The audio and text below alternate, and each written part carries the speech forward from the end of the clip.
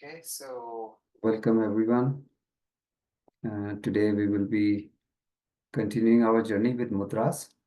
So we had our first session last time where we talked about certain mudras. And today we will take this journey forward. So what we will be talking about today is mudras which are related to chakras. So we know our body has 7 main chakras, and we will see that how we can have impact on our primary 7 chakras. So there's a possibility that you already know which chakra is weak. You may not know which chakra is weak. That's okay. That's a separate topic to know about your chakras. Which one is balanced, which one is over, or which one may be under. That means over energy and under energy, both situation not good. You want to bring it to the optimum level in the middle path. So if you are aware about the chakras, you know how to identify. Without any instrument also you can have a feeling, or if you are working on something. For example, if you are working on your, say, communication, you know you are focusing on your throat chakra. So which should be, when you are working on any of the chakras, you may use these mudras to enhance, to get more benefit. So as we have seen last time that these mudras, is there any scientific proof? Is there any fact? Of course. And this I'm only showing that, yeah, there are technical papers, there are research which does scientifically proves, though this whole creation of mudras is scientific over not just, a couple of decades. We are talking of centuries, thousands of years rather, we may say.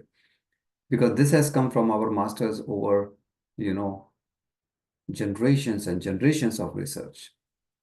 But still nowadays, our typical mind says, is there any scientific proof? So yes, of course there is. Now, just to recap, what is the base of mudras? Okay. So when we talk about base of mudras, we see that each finger is related to one or the other Panchbhutas. So if we start from your thumb, it's connected to fire element. If we see the index finger, it's air element. You see the middle finger, it's the space, ether. You see the ring finger, it's connected to earth. And the little finger is water. And then, they are individually connected to samana, prana, udana, apana, vyana, like different elements that you go through in Ayurveda, in our literature. They are connected to individual fingers. And then when you talk about left hand, it is connected to the moon, the cool side, the female energy, feminine energy rather, I should say. And when you talk about the right hand, it's connected to the solar side. This is the energy which makes you, do things, activate. Whereas the lunar thing, the moon side, is the calmness. So when you're in the morning, wake up, it is the solar side which activates you. And in the evening, when you're ready to sleep, that's the lunar side or the moon side. And when we use both hands, it's actually balancing both the energies, because it's not like feminine or masculine, which energy is better, because we do a lot of work means masculine. No, there's no such thing. There has to be a balance. And that's the most important thing. And if we see, we will start from Muladhara chakra, and right from the base of the spine, which is chakra, we say that is our first chakra. Numbering starts from the bottom, and then it goes all the way to the crown chakra. So Muladhara, which is our root chakra, This one, if you know that this is weak or you are working on it, and most of us, most of the time, we are stuck in the first three chakras. So you will see the first, second, and third. We'll go to Vishuddhi, we will Swadhisthana, we will go each like one by one, each one of them. But the first three chakras are where most of us get stuck for most of our life. Why? Because these are the chakras of consumption. This is where, our day-to-day, the human life plays the game, the mind game and all that. All the greed, the lust, the fear, trauma, all those kind of emotions are here in the first three chakras. There's a feeling of guilt, and we may be stuck with this for decades, a whole life. So that's why these three chakras are very critical, because if energy has to reach your heart chakra and up, which is fourth, fifth, sixth, and seventh, the top four, where the healing takes place, where your growth takes place, it has to move from the bottom. If it does not move from the bottom, then you are stuck with the heavy base. So for this, we use Prithvi Mudra. Prithvi refers to earth. And typically, you will see that in yoga, meditation, you will use this one, and it directly impacts your Muladhara or the root chakra. It will help you in improving your earth element if that is weak in the Panchbhuta, as we saw. And we are all made up of Panchbhutas, right? The whole body is made up of these five elements. If any one of them is having a deficiency, then you will have certain impacts on your body, health-wise, emotionally, physically, psychosomatic, all these issues are possible. So what we do here is, it's not only improving the earth element, then it gives you some physical or emotional benefit as well. So it will help you in stability, inner strength. That is one thing. And in Ayurveda, this is also used in purging toxins, because see, your digestive system, which is your gut, that is very critical in detoxing you. We eat, we think, there is a lot of situations on a daily basis where you cannot avoid. Toxins are either formed or consumed, and then body has to get rid of them. If you kind of keep the balance, you will stay healthy. So that's why detox is really critical, and this one helps in it. So for this, what we do is, you take your thumb and then take your ring finger, and you are bending your ring finger. So your little finger and the other two, index and middle, stays up. And all you are doing here is touching the tip. That means tip of the thumb, tip of your ring finger, they are touching with each other. That's all you have to keep it in mind. Touching means what? Imagine that you have a piece of paper in between two fingers, whichever are supposed to touch, and just enough to hold. So pressure you have to apply just enough to hold, not too much that it hurts. So that is the critical thing here. We are not putting too much pressure. It is just enough as if you are holding one piece of paper, just gentle touch. Now, why it is so important? The fingertips, if you recall my session on BioWell, you may refer to, there are different ways to look at it, whether it is acupuncture, acupressure, and all, these are all different ways to connect with your body and energy, whether it is, Ayurveda, which will refer to our different parts of the body connected to different parts of our different systems, different organs, or the entire system. So tip of the fingers, you have different sectors and they are connected to different organs. The moment we touch, we are connecting those. We talked about Panchbhuta. So what's happening? The two fingers which are touching, they are impacting those two elements, whichever it is referring to. And that's the most important part. So all you have to do is make this mudra. And if you are sitting in meditation, you may sit in this mudra. You will be using this mudra in both hands. And again, depending on your structure, not everybody is same. If you see two people, you may see a complete circle formed for one person, another person may be little, not so perfect as a circle. That's okay, because everybody's bone structure is different. So don't worry on how it is shaping up. First is the direction of the remaining three fingers pointing upward. The two finger, whatever, in this case, the ring and the thumb, they are just gently touching. So these are the typical things that you keep it in mind. And then during yoga, during meditation, this earth element can be enhanced. So if you go for second Swadhisthana, so from the root, now we have come to the second chakra, which is 2 inches below your navel point.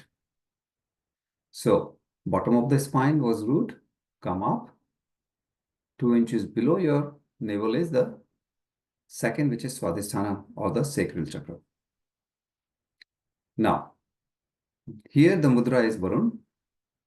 And when we are talking about Varun, which that it is all basically controlling this second one and this one, because it is helping you with respect to the idea here is that anything to do with your second chakra, and second and third sometimes could be a little confusing in different text, that what are they referring to. So that way you just keep it, because in some places you will say, okay, they connect to either intestine, the small one, large one, or this organ, that organ. But overall, if we just see the three, then that confusion may be minimized. So in here you are having your little finger and your thumb, and the remaining three are pointing upward. That's the key thing. So not ring finger, you're using the and the thumb, the three pointing upward. So what it does is it's impacting the water content of the body, restoring balance in your sacral, which is Swadhisthana chakra. So it is correcting the imbalance, the hydration of the body, purifying the blood. And blood is directly connected with our skin. As the impurity adds up in the blood, a reflection comes on our skin. And we take sometimes medicines, ointments, and whatnot to fix the skin issue. But the issue is not from the skin. It's coming from the blood. So what we have to do is purify the blood. Again, detox. So this is an important thing to understand, because if we don't go to the root cause of the problem, you are just treating the symptoms. And that is the most important thing this to understand. Because if the body doesn't have enough water, it cannot function properly. If there's impurity in the blood, which is result of lack of detox, then again the functioning will be impacted. And hydration is typically, we say 2 liters a day. That much water we should drink. And that is the simplest thing one can do. Why? Because drinking enough water is something simple to judge, how many liters, how many glass of water you are drinking. And then it is certainly is in your hand. Sometime, depending on the summer or winter, it could be challenging, because especially winter, you don't drink much. But again, it's just a matter of being aware. So now we come to the third chakra, which is Manipura. So we came from first root, second we came 2 inches below your navel. Now third Manipura is 2 inches above your navel. Now this is also called solar plexus or Manipura. So here what we are doing, this is Agni Mudra. Now, Agni Mudra, you can see, as the name suggests, it is coming directly to impact the fire part of it. So the fire element, which is again connected to your digestive, because Agni means it is helping you, in maintaining everything. Now, here the important thing is that when we are talking about this mudra, so it is still using the ring finger. However, we are not touching the tips.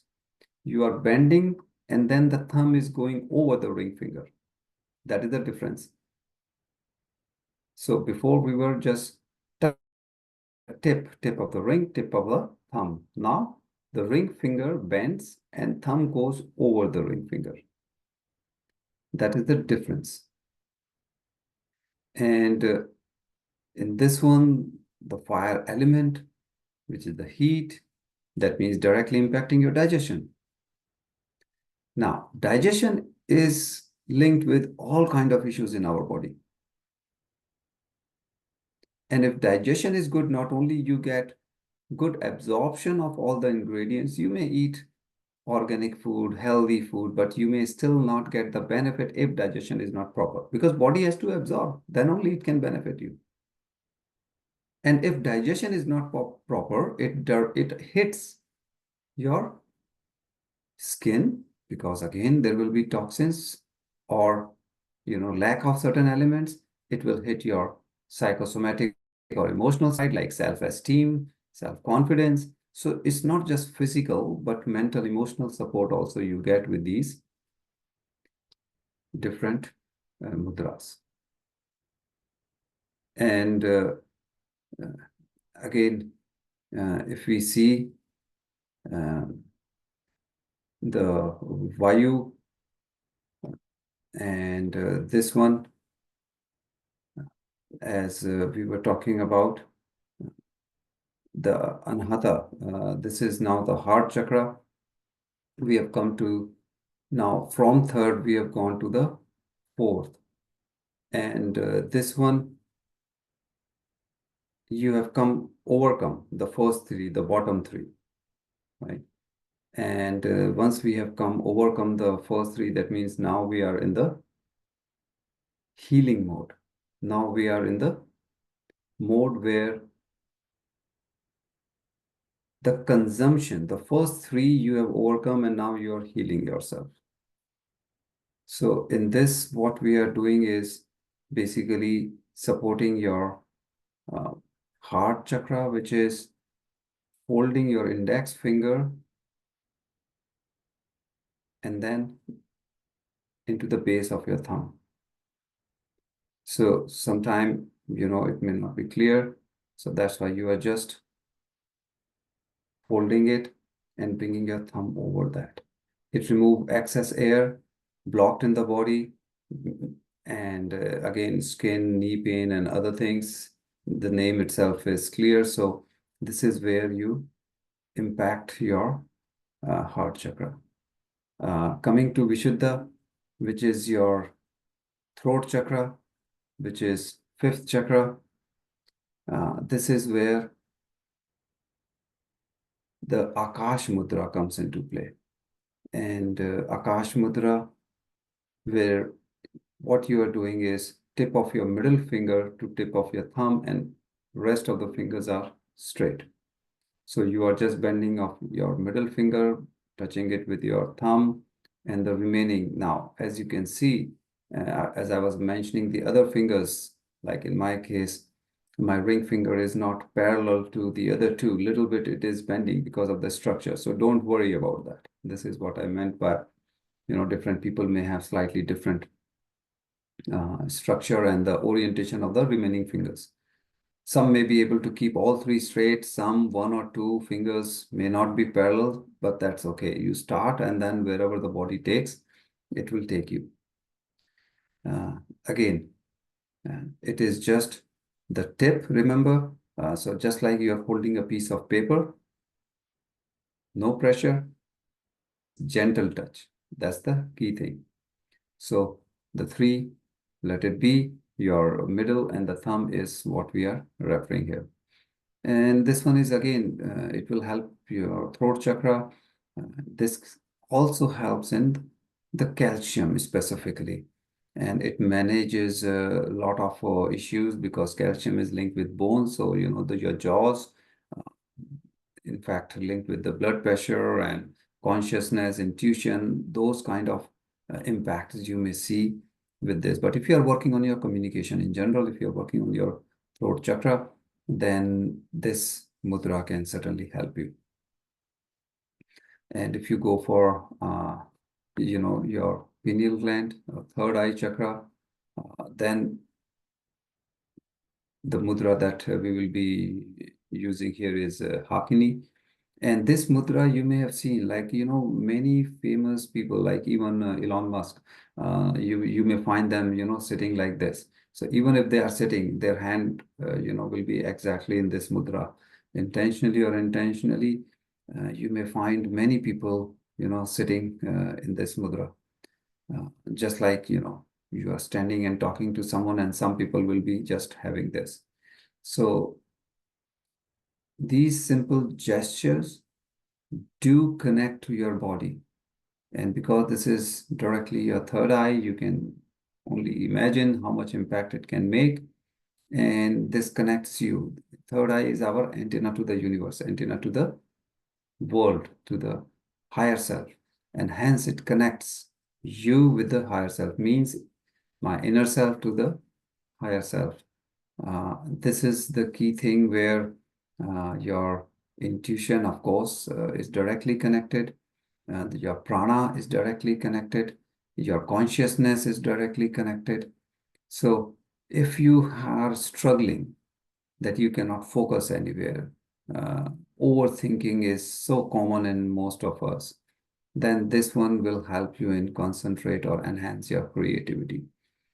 This one is uh, simply, draw the fingertips and thumbs together and touch lightly in the center of your body. So basically, this is what is happening. All the fingers, they are touching, but they are not Namaskar Mudra. It's not Namaskar. You see, there is a gap. So that is the difference. So please do not mix it with the Namaskar Mudra where your both palms are touching each other. Here, only the fingertips are touching. And if you observe, if it is not coming naturally with you, don't force yourself, but just to sit in this mudra, yes, then you can do. And eventually your need of the body will see where it goes. But basically, it's very gently bringing all the fingers together. Now, different people may try different things, but just sit normally, whatever is comfortable to you. So we are not holding up in the air. You don't have to in any particular position, like in front of your face. Just be natural when you're sitting with this mudra, because all the fingertips are touching. That's why it may have a little more effort than the other one. But just be gentle, try it, and then your body will take you that, okay, this is where, it you can rest it on your, just sitting as your cross leg posture in meditation. You can just rest it on your thighs or your legs. And again, each finger, the pressure will be same, just touching, not too much pressure. Don't press too hard, just touching. And then you will have impact, because now you see all five elements are in touch. Your all five fingers are touching. So it has direct link with your third eye or pineal gland, and hence you will have the this finger. So you can imagine that this is something which is connecting with your heart, with your brain, with your mind, with your body, and all the way. And now we can talk about the crown chakra, because this is something which is, of course, there's a reason we call it crown. This is right on the top. Pituitary gland is the gland which is connected here. And this one is right on the base of your hypothalamus, means right. So somewhere around, if you see middle of your forehead, middle of eyebrows, and then if you go in the middle of your head. Pineal gland and this pituitary gland, they are very close, just 2 inches is the gap. So they're very close. And pituitary gland just size of a, size of a pea, matar ke dane ki tarah. And pituitary gland is the master gland, is controlling all the glands. So though very small in size, you, you can imagine how critical it is because it is controlling all of the glands. Pineal gland is just like a size of a rice grain. So again, very small, but huge importance. So for this, you do the Dhyan Mudra, and in Dhyan Mudra, what you are doing is you have your palm one on top of each other, okay? And all you're doing is just raising your thumb a little bit. So your right hand is on the top. So put your right hand on top of the left hand, that is the first. So all the fingers are kind of resting each other. And then raise your thumb slightly so that the tip of the thumb is touching. So tip of the thumb, left and right, they are touching each other. Rest of the fingers, they are just resting on top of each other. They are not touching. Okay, so like we saw before, all 5 fingers were touching. This is not that. So this is upside down, but just right. My left hand is on the bottom. I'm keeping right hand on top of it and then raising my thumb and just thumb. So only tips of the thumbs are touching. The rest fingers as a palm, they are resting easily. And then you can just rest your hands, as you're sitting in the cross posture on your thighs, just comfortably as you sit in meditation. So this way, it will help you, getting into deeper meditation, inner peace. This is what you're looking forward in your meditation. But the important point here is, suppose you are traveling. If you are not driving, you are a co-passenger, or you are public transit, or you're flying, or any such thing. It's up to you. You may sit without any mudra, or you may sit in any particular mudra. Since you don't need any extra time, you are as such doing it. For example, say watching TV. If you know you are working on your concentration, just sit in this mudra. There is no side effect to it. So this way, it is totally up to you. It is totally, without any extra time, if you can do, then why not? And again, these mudras connects different elements, earth element, panchbhutas, and give you benefits accordingly. So here we have to just remember, if you know which one you are working on, one of those things is perfect. If you do not know, that's also okay. You do based on whatever you think uh, you do. Like whatever, for example, if you're working on your communication, and if you're working accordingly, then you can see that, okay, what you can work on. So next time we will continue on the others mudras, and we will also see that how different part of the finger when we are touching increases or decreases that particular energy. So thank you, everyone. We'll take Q&A now.